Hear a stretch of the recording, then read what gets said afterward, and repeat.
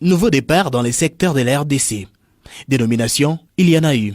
Encore une fois, la classe politique a décrié le non-respect du principe des votes dans les entités décentralisées. Les nominations, si nous sommes stricts, constituent une violation. De la même manière que nous l'avions décrié lorsqu'on a nommé le bourgmestre. Parce que le système qui est prévu dans notre constitution, c'est les élections.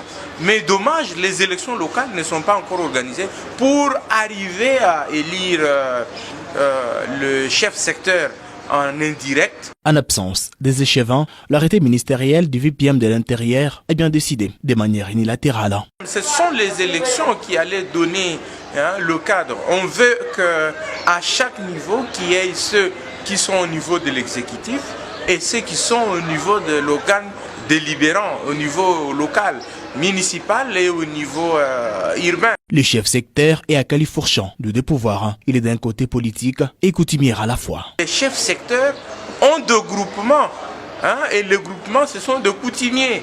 Et donc, il faut qu'on se rassure que ceux qui sont nommés répondent justement ou maîtrisent comment ils vont gérer le côté politique et le côté coutumier dans un secteur. Et la crainte, c'est de pouvoir faire parachuter des gens qui ne comprennent rien et cela risque de créer des conflits dormants pour rien. La nomination est faite, les nouveaux mandataires doivent désormais servir le peuple.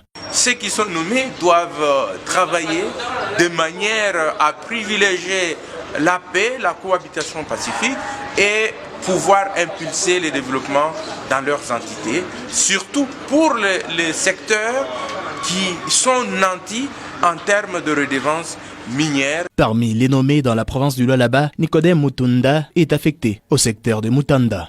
Laetitia Naweji est au secteur de Lufupa. À Lulu, Betty Katoke assure la relève. Ainsi du reste pour les autres secteurs du Lualaba.